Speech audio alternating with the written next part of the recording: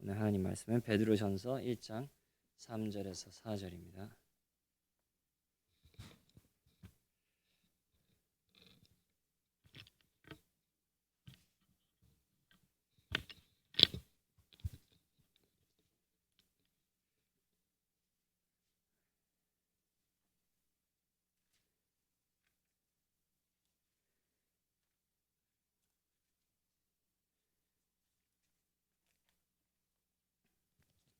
베드로전서 1장 3절에서 4절입니다. 우리 주 예수 그리스도의 아버지 하나님을 찬송하리로다. 그의 많으신 긍휼대로 예수 그리스도를 죽은 자 가운데서 부활하게 하심으로 말미암아 우리를 거듭나게 하사 산 소망이 있게 하시며 썩지 않고 더럽지 않고 쇠하지 아니하는 유업을 있게 하시나니 곧 너희를 위하여 하늘에 간직하신 것이라. 아멘. 기도하시겠습니다. 하나님 아버지, 저희 다시 한번 이렇게 하나님의 말씀 앞에 섭니다. 저희가 항상 고백하는 것은 저희가 이때에 하나님의 힘이 제일로 필요하다는 사실입니다. 이 말씀을 저희가 어찌 저희의 힘으로 선포할 수 있고 어찌 저희의 힘으로 이것을 이해할 수 있겠습니까? 성령 하나님이여 저희의 몸과 마음에 저희의 영에 힘을 부어주어서 진정으로 이 말씀을 하나님의 말씀으로 선포할 수 있도록 해주시고 이 말씀을 하나님의 말씀으로 받아들여서 이 말씀을 순종하며 새 생명이 저에게 흐르는 이 시간 될 수 있도록 도와주시옵소서. 예수 그리스도의 이름으로 기도했습니다. 아멘.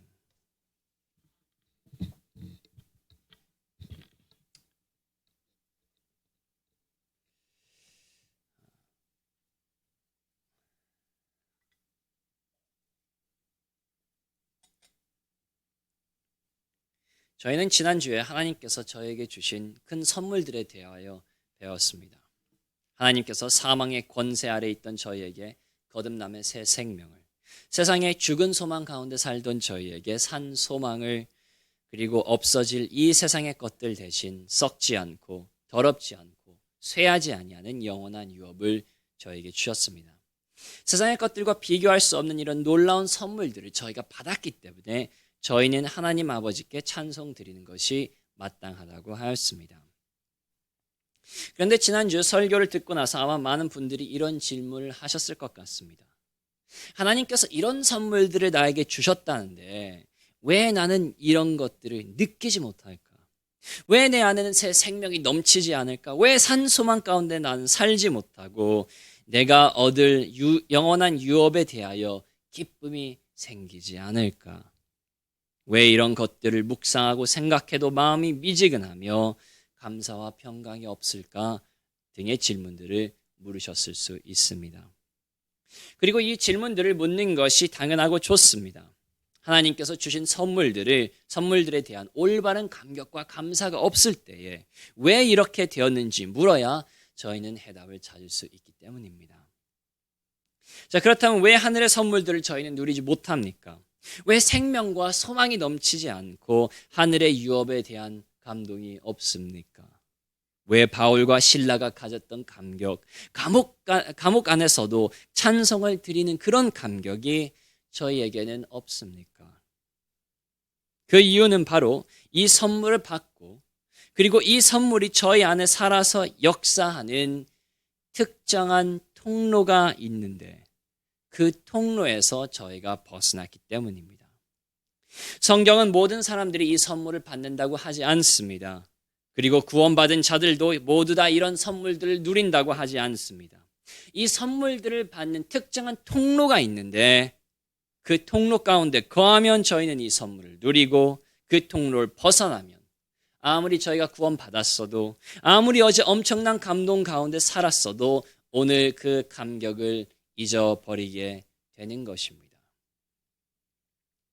그러므로 저희는 오늘 본문을 통하여 하늘의 선물이 저에게 주어지는 통로가 무엇인지 그리고 어떻게 매일 그 통로 가운데 서서 감격과 감사 가운데 살아갈 수 있는지를 살펴보겠습니다. 저희가 이 말씀을 들을 뿐 아니라 순종하여서 저에게 매일 하나님의 선물에 대한 감격과 감사가 흘러나오기를 바라고 우울과 좌절이 지배하는 이 세상 가운데 기쁨과 평강을 가짐으로 하나님 아버지께 영광 돌리는 저희가 되기를 바랍니다.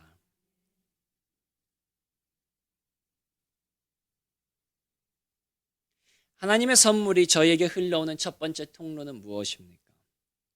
3절에 무엇이라고 써 있습니까? 우리 주 예수 그리스도의 아버지 하나님을 찬송하리로다 그의 많으신 긍휼대로. 하나님의 선물이 흘러오는 첫 번째 통로는 바로 그의 많으신 긍휼입니다. 여기서 긍휼은 도움이 필요한 자들에게 베푸는 친절을 말하고 자신을 도울 수 없는 자들에게 주어지는 선을 말합니다. 하나님의 선물의 통로는 바로 이 긍휼인데 그냥 긍휼이 아니라 많으신, 높으신, 위대하신 긍휼이라고 기록합니다. 하나님의 크신 긍휼에 따라 이 선물들이 저에게 주었다는 것입니다. 자, 모든 것이 하나님의 긍휼에 따라 주어졌기 때문에 저희는 이 문구를 대수롭지 않게 볼 수도 있습니다. 하지만 이 짧은 문장은 하나님에 대하여 이것을 강조하고 있습니다. 바로 저희가 받은 선물들은 오직 그의 많으신 긍휼을 통하여 저에게 주어진 것이지 저희의 노력이나 저희의 열심이나 저희의 선 때문에 주어진 것이 아니라는 소리입니다. 이 긍휼은 불쌍한 저에게 주어지는 은혜입니다. 자신을 일으킬 수 없는 시체에게 주어지는 생명이지 열심히 일한 회사원에게 주어지는 월급이 아니라는 소리입니다. 하나님의 많으신 긍휼로 이 선물을 받았다는 소리는 저희의 열심과 노력과 헌신 때문에 이 선물을 받았다는 생각을 전면 부인하는 말입니다. 그렇습니다. 하나님께서 이 모든 선물을 주신 것은 오직 하나님의 긍휼 때문입니다. 저희의 열심 5%, 하나님의 긍휼 95%가 아니라 단 1%도 남김없이 완전히 하나님의 긍휼입니다. 이 선물은 말 그대로 선물입니다. 하나님께서 저에게 주실 이유가 하나도 없는 선물. 저희가 그것을 받을 자격도 하나도 없는 선물. 그것을 저희가 얻기 위하여서 할 수 있는 일이 하나도 없는 선물입니다. 하나님께서는 저희의 외모를 보시고 주시는 것이 아닙니다. 저희의 의를 보시고 주시는 것이 아닙니다. 저희가 회개의 눈물을 흘려서 주시는 것이 아닙니다. 저희가 하나님을 선택했기 때문에, 저희가 제자의 길을 걷기 때문에, 저희의 행동을 바꾸기 때문에 주시는 것이 아닙니다. 조금 더 헌신하기 때문에 주시는 것이 아닙니다. 조금 더 열정이 생겼다고, 조금 더 열심히 하였다고 이 선물을 주시는 것이 아닙니다. 오직 그의 사랑 때문에, 저희를 불쌍히 여기시는 심정 때문에, 그의 친절함과 부드러운 마음 때문에, 그의 끝없는 자비와 은혜 때문에, 오직 그의 많으신 긍휼 때문에 이 선물들을 저희에게 주신다는 소리입니다. 아쉽게도 저희 안에는 이 진리를 반대하는 율법에 끈질긴 생각이 있는 것 같습니다. 내가 나의 노력으로, 나의 열심과 헌신으로 하나님의 의에 도달할 수 있다고 생각합니다. 하지만 이것은 하나님을 몰라도 너무나도 몰라서 하는 소리입니다. 제일로 가까운 이웃도 제대로 사랑하지 못하는 저희가 아무리 마음 먹고 열심히 해도 또 마음을 다져도 내 몸처럼 이웃을 사랑할 수 없는 그 계명을 24시간 어기는 저희가, 누구도 가까이 갈 수 없고 거룩한 천사들까지도 감히 눈을 들어 볼 수 없는 하나님의 영광과 의에 도달할 수 있다고 생각하십니까? 하나님의 의에 도달하여서 하나님의 선물을 받을 자격이 있는 사람이 있다고 생각하십니까? 인류의 모든 선과 모든 노력과 열정을 다 합하여도 태평양 같은 하나님의 의와 완벽함에 물 한 방울도 되지 않는데, 이 하늘의 선물을 저희는 노력으로, 열심으로, 저희의 선으로, 저희의 의로, 저희의 헌신과 열심으로 얻을 수 있겠습니까? 그렇지 않습니다. 저희는 어떤 경우에도 하나님의 의에 도달할 수 없습니다. 어떤 경우에도 그의 영광에 이르지 못합니다. 하나님의 선물이라는 것은 저희의 노력과 저희의 열심이 아니라 오직 하나님의 많으신 긍휼에 따라 저희에게 주어지는 것입니다. 어떤 분들은 이렇게 생각하실 수 있습니다. 그래, 내가 하나님의 선물들을 얻은 이유는 내가 하나님의 의에 도달해서가 아니야.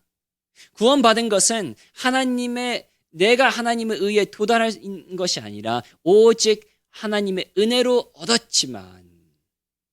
하지만 구원 후에 하나님의 축복을 얻는 것은 나의 노력과 열심에 달려있지는 않는가?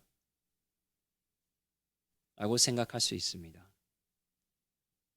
하지만 이런 생각은 완전히 잘못된 생각입니다.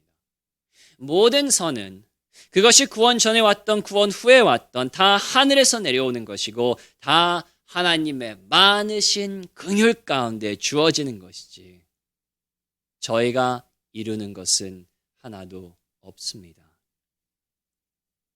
물론 이 말을 저희는 잘 이해해야 됩니다. 하나님께서는 자신의 법도를 지키는 자들에게 축복을 주십니다. 그래서 구원받은 저희들은 열심히 일하여 이 법도를 지키고 두렵고 떨리는 마음으로 구원을 이루어 나가야 됩니다. 그리고 저희가 하나님의 법도를 실제로 지킬 때도 있고 그렇기 때문에 저희는 하나님의 축복을 받습니다. 문제는 뭐냐면 하나님의 법도를 지킨 후에 그것이 나의 노력이었던 것처럼 나의 열심과 의로 지킨 것처럼 착각한다는 것입니다. 물론 저희가 하나님의 법도를 지켰기 때문에 하나님의 축복을 받는 것이 맞습니다. 하지만 하나님의 법도를 저희의 힘으로 지켰습니까? 사도 바울이 무엇이라고 합니까? 자신의 수많은 업적을 보면서 무엇이라고 기록합니까? 골로새서 1장 내 속에서 능력으로 역사하시는 이의 역사를 따라 내 역사가 아니요 내가 노력한 것이 아니야 내 능력이 아니라 내 속에서 능력으로 역사하시는 그분의 역사를 따라 고린도전서 15장 내가 모든 사도보다 더 많이 수고하였으나 내가 한 것이 아니요 오직 나와 함께 하신 하나님의 은혜로다. 빌립보서 2장 너희 안에서 행하시는 이는 하나님이시니 너희가 아니라 하나님이시니 자기의 기쁘신 뜻을 위하여 너희에게 소원을 두고 행하게 하시나니. 자, 사도 바울은 지금 무엇을 깨달았습니까? 그가 열심히 일할 수 있었던 이유는 하나님의 뜻을 원하고 그가 하나님의 법도를 지킬 수 있고 하나님을 섬기고 그 많은 열매를 거둘 수 있는 유일한 이유는 바로 하나님께서 그렇게 할 수 있는 소원과 힘을 그에게 주셨기 때문이라는 사실을 그는 깨달은 것입니다. 아무리 구원받았어도 아무리 사도라도 하나님의 힘 없이는 사망의 몸을 이기고 하나님의 법 중 제일로 작은 것도 지킬 수가 없다는 것을 깨달았다는 사실입니다. 성도 여러분, 저희에게도 비슷한 계시가 필요합니다. 저희의 모든 노력도, 저희의 열심도, 저희의 희생도, 헌신도, 저희의 모든 기도와 경배도, 저희가 구원받은 후에 한 모든 선하고 거룩한 사랑의 일도 그 어떤 것도 하나님의 힘이 없으면 저희는 그 어떤 일도 할 수 없고 할 수도 없었다는 사실입니다. 그렇습니다. 구원받은 자들도 자신의 힘으로 선을 행하는 것이 아닙니다. 하나님의 영으로 선을 행하는 것입니다. 자신의 열심과 노력으로 거룩해지는 것이 아닙니다. 거룩하신 성령의 능력으로 거룩해지는 것입니다. 자신의 의지와 헌신으로 하나님의 법을 지키는 것이 아니라 오직 하나님의 많으신 긍휼로 법을 지키는 것입니다.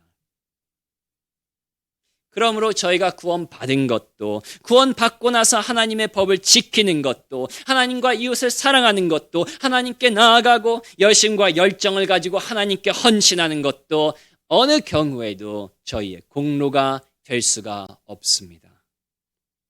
이것을 모두 가능케 하는 것은 저희의 의지나 노력이 아니라 오직 하나님의 많으신 긍휼이기 때문입니다. 성도 여러분, 하나님의 선물을 받는 유일한 통로는 바로 하나님의 많으신 긍휼입니다. 저희의 노력도 저희의 헌신도 저희의 의지도 아니라 오직 하나님의 긍휼입니다.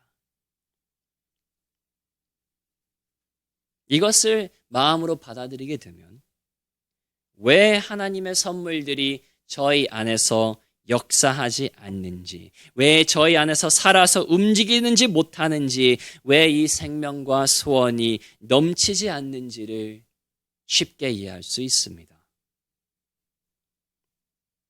저희는 너무나도 많을 때에 이 긍휼의 통로에 서 있지 않기 때문입니다. 저희는 어떻게 착각합니까? 저희의 구원이 저희의 공로인 것처럼, 저희가 하나님을 먼저 찾았던 것처럼, 저희가 하나님을 사랑하는 것처럼, 저희가 의인들이었던 것처럼, 저희가 저희의 힘으로 죄에서 빠져나온 것처럼, 저희가 저희의 노력으로 회개한 것처럼, 죽은 저희가 스스로 부활한 것처럼 생각할 때가 너무나 많지 않습니까? 구원받은 후에도 왜 내가 원하는 것이 주어지지 않을 때에 그렇게 불평이 많습니까? 저희는 저희가 그런 것들을 받아야 되는 자격이 있다고 착각하기 때문에 아닙니까? 저희가 하나님께 나왔으니, 저희가 하나님을 섬기고 하나님께 헌신하였으니, 저희가 하나님을 위하여 이런 고난을 겪고 있으니, 저희가 하나님께 기도하고 헌금하였으니, 저희가 하나님을 위하여 열심과 열정을 쏟았으니 무엇을 받을 자격이 있다고 착각해서가 아닙니까? 하지만 그것은 매우 큰 오해입니다. 저희가 올바른 동기로 하나님을 올바르게 섬길 때에도 저희에게 올바른 동기를 주시는 분은 누구이십니까? 올바른 행동을 할 수 있도록 힘을 주시는 분은 누구이십니까? 저희는 저희의 힘과 노력으로 했다고 착각하지만 그렇지 않습니다. 이 모든 것은 오직 여호와 하나님의 능력으로, 오직 성령님의 능력으로 성취한 것입니다. 저희의 소원이 아닙니다. 저희의 노력이 아닙니다. 저희의 힘이 아닙니다. 오직 하나님께서 은혜 가운데 주신 성령의 힘입니다. 영원 전부터 영원 후까지 저희가 하나님의 선물을 받는 유일한 통로는 인간의 의의가 아니라 하나님의 많으신 긍휼 때문입니다. 성도 여러분, 새 생명으로 넘치시고 싶으십니까? 산 소망 가운데 사시고 싶으십니까? 영원한 유업의 영광을 맛보고 싶으십니까? 진정으로 하나님 안에 들어가서 진정으로 하나님과 그 교제의 놀라움을 맛보고 진정으로 예수 그리스도처럼 그런 기쁨, 즐거움, 평강의 삶을 사시고 싶으십니까? 그럼 이제 자신의 의의를 내려놓으시길 바랍니다. 자신의 노력과 힘으로 무엇을 하나님께 드릴 수 있다는 생각을 내려놓으시고 자신의 헌신과 열정으로 하나님의 축복을 얻으려는 시도를 내려놓으시고 모든 것이 하나님의 긍휼이다. 구원도 하나님의 긍휼, 구원 후의 것도 하나님의 긍휼, 내가 오늘 마시는 물도, 내가 살아있는 것도, 오늘 땅이 내 밑에 꺼져서 내가 바로 지옥으로 떨어지지 않는 것도, 숨 쉬는 것도, 하나님의 전에 나올 수 있는 것도, 내 죄가 용서된 것도, 내가 하나님의 자녀라 불리는 것도, 내가 무엇을 하나님께 드릴 수 있는 것도, 믿음과 기도와 헌신과 봉사도, 내가 겪는 고난도, 이 모든 것이 내 공로가 아니라 오직 하나님의 긍휼, 불쌍한 나를 불쌍하게 여기는 하나님의 많으신 긍휼인 것을 입이 아니라 마음으로 인정하시길 바랍니다. 바로 그럴 때에, 그리고 오직 그럴 때에 하나님의 선물이 영광스럽게 보이고 감격 가운데 거하실 것입니다.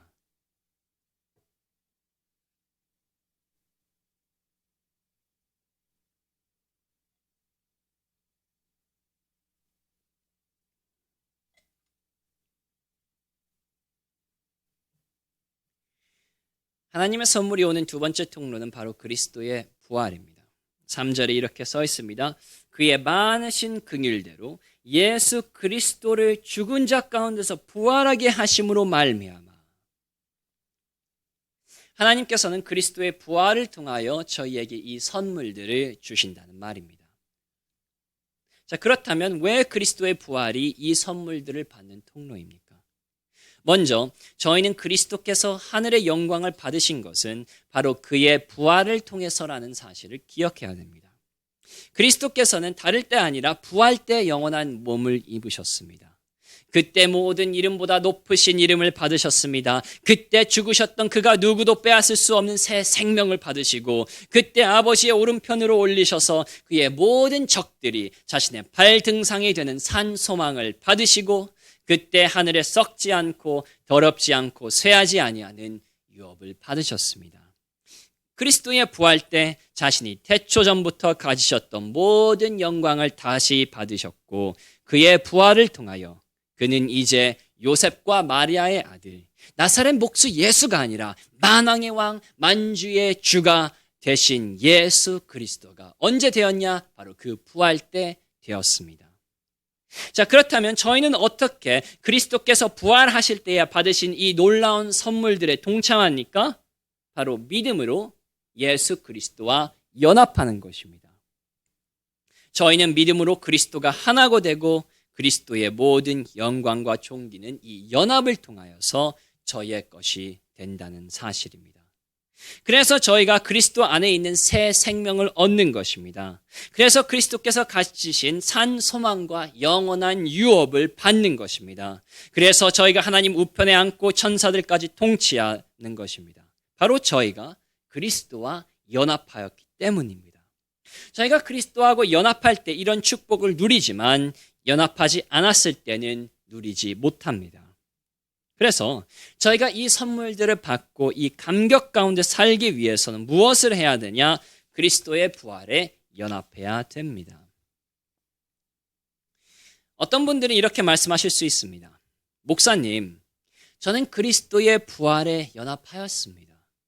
그리스도께서 부활하셨다는 것을 믿고 저도 그리스도와 연합하였기 때문에 이 부활에 같이 동참한다는 것도 믿습니다. 그런데도 저는 이 선물들에 대한 깨달음도 감격도 없습니다. 왜 그렇습니까? 하고 물으실 수 있습니다. 그것에 대한 답은 다른 때와 같이 본문에 기록되어 있습니다. 자, 본문은 무엇이라고 말합니까? 그리스도께서 어디에서 부활하셨다고 말합니까? 죽은 자 가운데서 부활하셨다고 이야기합니다.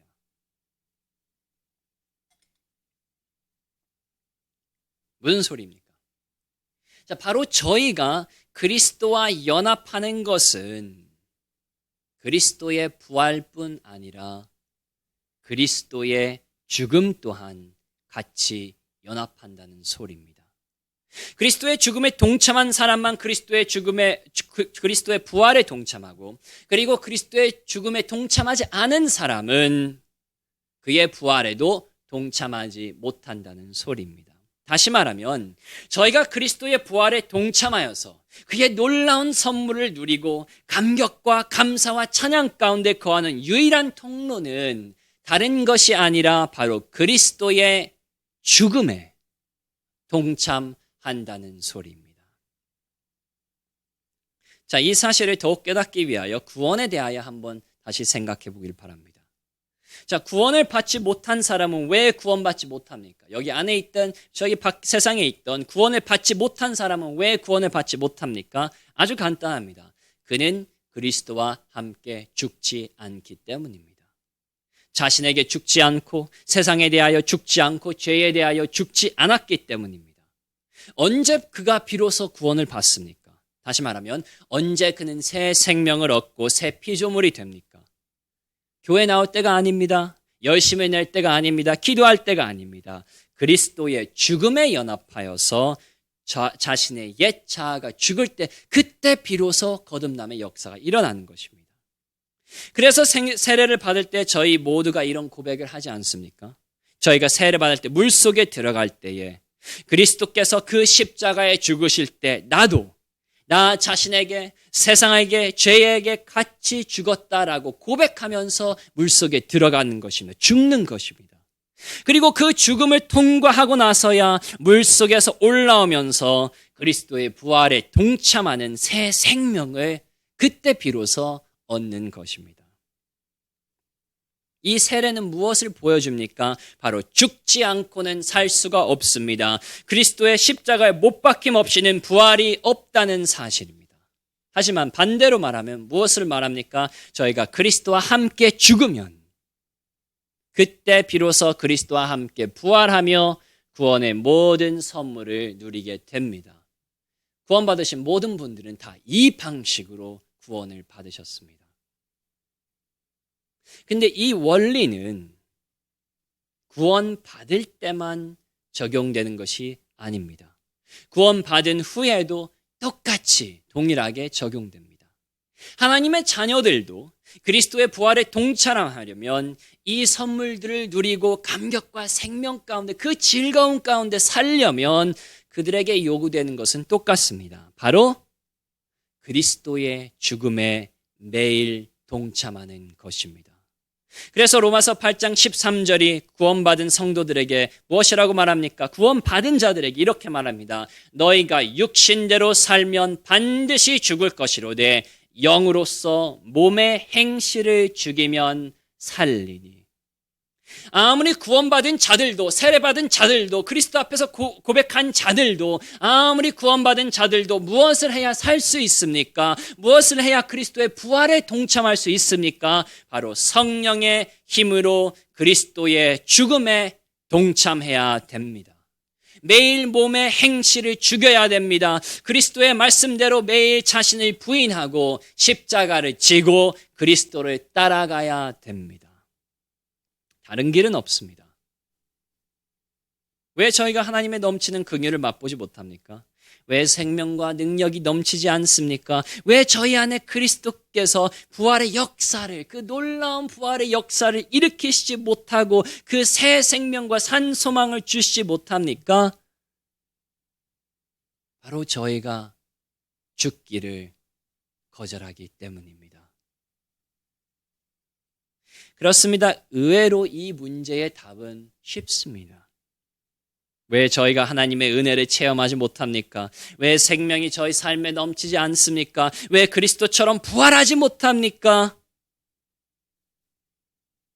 그리스도와 함께 매일 죽음의 길을 걷지 않기 때문입니다. 그리스도와 함께 십자가에 못 박혔고 세상에 대하여 죽었다는 사실을 잊어버리고 매일 자신을 부인하는 일에 게을러졌기 때문입니다. 매일 자신의 뜻을 굽히고 하나님의 뜻을 사랑하지 않기 때문입니다. 매일 하나님과 이웃을 사랑하는 것보다 자신을 사랑하기 때문입니다. 매일 하나님을 신뢰하기보다는 탐심에 이끌리기 때문입니다. 매일 담대하기보다는 두려워하기 때문입니다. 매일 남편을 순종하고 아내를 사랑하고 부모를 공경하고 자녀들을 노엽게 하지 않기보다는 내 기분대로 행동하기 때문입니다. 하나님에 대한 열정보다는 세상에 대한 열정을 키우기 때문입니다. 하나님을 높이기보다는 저희 자신을 높이고 하나님을 바라보기보다는 세상을 바라보고 하나님의 말씀을 의지하는 것보다는 나의 판단을 의지하기 때문입니다. 나의 뜻, 나의 영광, 나의 소원, 나의 열정, 나의 열심, 나의 미래, 나의 안전, 나의 쾌락, 나의 가족, 나의 물질, 나.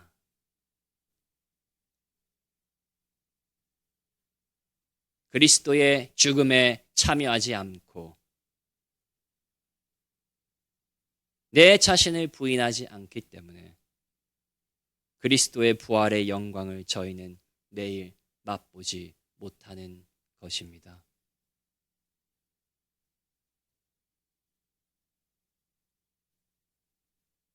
성도 여러분, 저희가 육신의 생각과 행동을 죽이지 않을 때, 다시 말하면 그리스도의 죽음에 동참하지 않을 때, 그때 저희는 그리스도의 부활에 동참할 수가 없습니다. 그것이 가능하다는 말은 속임수입니다. 그리스도의 죽음을 통과하지 않고 그리스도의 부활의 역사, 그 놀라운 생명과 산 소망을 내가 얻을 수 있다, 내가 그걸 누릴 수 있다, 진정으로 내 삶은 하나님이 원하시는 그 뜻대로 흘러갈 수 있다고 생각하는 그것은 사단이 이브에게 했던 똑같은 거짓말입니다. 내 느낌대로, 내 뜻대로 이 선악과를 먹으면 자신을 부인하고 하나님의 법도를 순종함으로써 생명에 들어가는 것이 아니라 너의 뜻대로, 너의 느낌대로 이 선악과를 먹으면 하나님처럼 되리라는 똑같은 유혹입니다. 성도 여러분, 속지 마시길 바랍니다. 저희가 하나님의 선물들을 누리는 유일한 길은 이것입니다. 저희가 새 생명과 산 소망과 영원한 유업의 기쁨을 누리는 유일한 길은, 저희가 감격과 찬송으로 가득 차는 유일한 길은, 우울과 좌절을 저희가 짓밟고 승리의 삶을 살아가는 유일한 길은 바로 이것입니다. 그리스도께서 죽으신 것처럼, 자신을 부인하고 십자가를 지신 것처럼 저희도 매일 자신을 부인하고 십자가를 지고 주님을 따라가는 것입니다. 이 길 외에는 그리스도의 부활에 동참할 수 있는 길이 하나도 없습니다.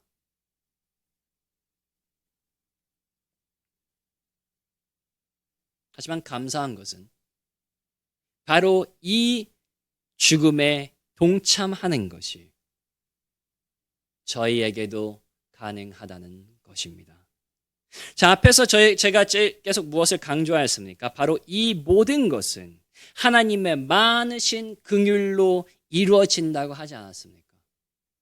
로마서 9장 16절 말씀처럼 원하는 자로 말미암음도 아니요 다른 박질하는 자로 말미암음도 아니요 오직 긍휼히 여기시는 하나님으로 말미암음이라고 하지 않았습니까?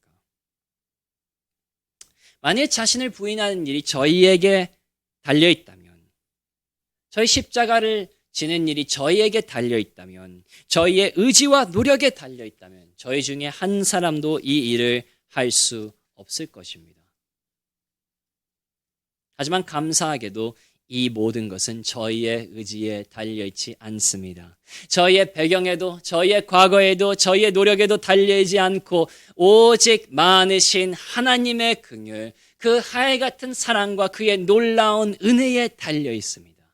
바로 이 긍휼에 달려있기 때문에, 저희의 노력과 의지가 아니라 하나님의 긍휼에 달려있기 때문에 저희는 오늘도 실패해도, 좌절해도, 죄를 지어도 다시 한번 산 소망을 가질 수가 있습니다. 구원의 길에 아직 들어오지 못하신 분들이 있습니까? 오늘 말씀대로 구원은 자신의 힘으로 이루는 것이 아니라 오직 하나님의 많으신 긍휼로 받는다는 것을 겸손하게 인정하시고 하나님의 힘 가운데서 그리스도의 죽음에 동참하시길 바랍니다. 자신에게 죽고 죄에 죽고 세상에 죽으시면 그때 비로소 그리스도의 부활의 생명이 여러분에게 들어올 것입니다. 특별히 제가 오늘 강구하고 싶은 것은 이것입니다. 말씀을 들으실 때 자신에게 죽어보시길 바랍니다. 피곤합니다. 듣기 싫습니다. 졸립니다. 그런 몸을 그리스도의 십자가에 한번 못 박아 보시고 자신의 생각이 아니라, 자신의 편함이 아니라 오직 하나님을 바라보시고 자신을 한번 부인해 보시길 바랍니다. 매주 오셔가지고 그런 마음을 한번 오시길 바랍니다. 아, 그래요. 세상에 다른 것도 생각도 있고 피곤하기도 하고 졸리기도 합니다. 그러지만 내가 이 졸린 몸을 부인해 보겠다. 내가 딴 생각하는 것을 부인해 보겠다. 내가 딴 생각하는 것을 부인해 보겠다. 내 자신의 몸을 한번 부인해 보고 예수 그리스도의 부활에 들어갈 수 있도록 내가 한번 그리스도와 함께 죽어보겠다. 그런 마음으로 와서 말씀을 들어보십시오. 그러면 반드시 하나님께서는 비로소 그때에 그리스도의 부활의 생명을 여러분에게 주실 것이라고 믿습니다. 자, 구원의 길에 들어왔지만 하나님의 선물들에 대한 감격이 없어진 분들이 있습니까? 처음 받았던 그 감격이 식으신 분들이 있습니까? 눈물이 마르고 하늘의 것보다 이제 세상의 것이 더 진짜 같이 보이시는 분들이 있습니까? 새 생명과 산소망과 영원한 유업이 내 마음속에 뜨겁게 하고 있지 않습니까? 성도 여러분, 비록 그런 상태 있으실지라도 소망을 잃지 마시고 다시 한번 은혜의 통로로 돌아오시길 바랍니다. 오늘 말씀대로 모든 것이 하나님의 많으신 긍휼이라는 것을 인정하시길 바랍니다. 구원 후에도 나의 모든 선은 오직 하나님의 힘이지 내 힘으로 하는 것이 아니라는 것을 인정해 보시길 바랍니다. 저희가 하나님 앞에서 의인으로 설 수 있는 것은 영원토록 오직 그리스도의 의 때문에 하나님의 긍휼 때문이라는 것을 인정하시길 바라고, 그리고 성령의 능력 가운데 자신을 한번 부인하시길 바랍니다. 십자가를 지시길 바랍니다. 그리스도를 따라가시길 바랍니다. 자신의 탐심을 부인해 보시고 악한 생각을 멀리 하시고 세상의 관습을 거절하시길 바랍니다. 사단의 속삭임을 물리치시고 그리스도의 죽음에 동참하시길 바랍니다. 저희가 성령의 능력으로 이렇게 한다면, 하나님의 많으신 긍휼과 그리스도의 죽음에 저희가 동참한다면, 이 올바른 통로에 선다면 하나님께서는 반드시 그리스도의 부활을 저에게 허락하시고 새 생명과 산소망과 영원한 유업의 즐거움으로 저희를 넘치게 축복하실 것입니다. 기도하시겠습니다.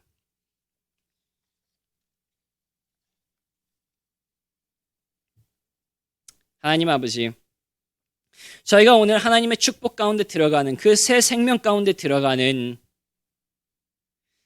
그 산소망에 들어가는 유일한 길에 대해서 저희가 이야기를 해왔습니다. 솔직히 말해서 저희의 모든 자들의 육과 매우 거슬리는 말이라는 것을 압니다. 지금도 저희 가운데서 알게 모르게 다 이 말씀을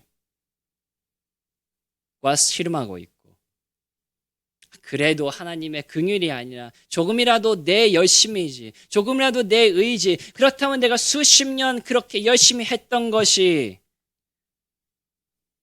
공로가 아니라는 말인가? 라고 생각하시는 분들도 많이 있을 거라고 생각합니다. 매우 육에 거슬리는 말, 매우 저희 자존심에 거슬리는 말, 매우 저희 교만에 거슬리는 말, 저희 인간의 의에 거슬리는 말들을 오늘 들었다고 생각합니다. 그럼에도 불구하고 성령 하나님이요, 이것이 유일한 길이라는 사실을 저희가 부인하지 않을 수 있도록 도와주시옵소서.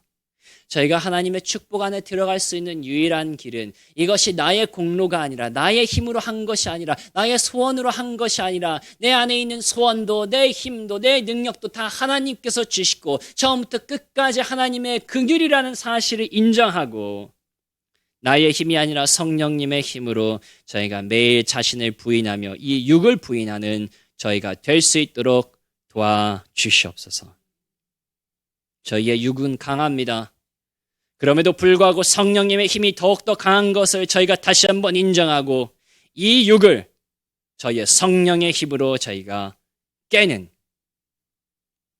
저희의 힘이 아니라, 저희의 공로가 아니라 성령의 힘으로 반드시 그리스도의 죽음에 동참하는 저희가 될 수 있도록 도와주시고, 이 일을 통해서 저희가 하나님의 놀라운 영광과 그의 기쁨 가운데 들어가는 저희가 될 수 있도록 도와주시옵소서. 저희가 교회여 일어나라, 준비하시죠. 예, 교회여 일어나라는 그 찬송을 저희가 부를 텐데요. 그런 마음으로 저희가 했으면 좋겠습니다. 지금 내가 죽어있는, 잠자고 있는 나여 다시 일어나라, 교회여 일어나라, 진정으로 하나님의 이 십자가의 길로 걷고 다시 한번 이 생명과 소망을 되찾으라, 교회여 일어나라. 그런 마음에서 저희가 한번 이 찬송을 같이 부르겠습니다.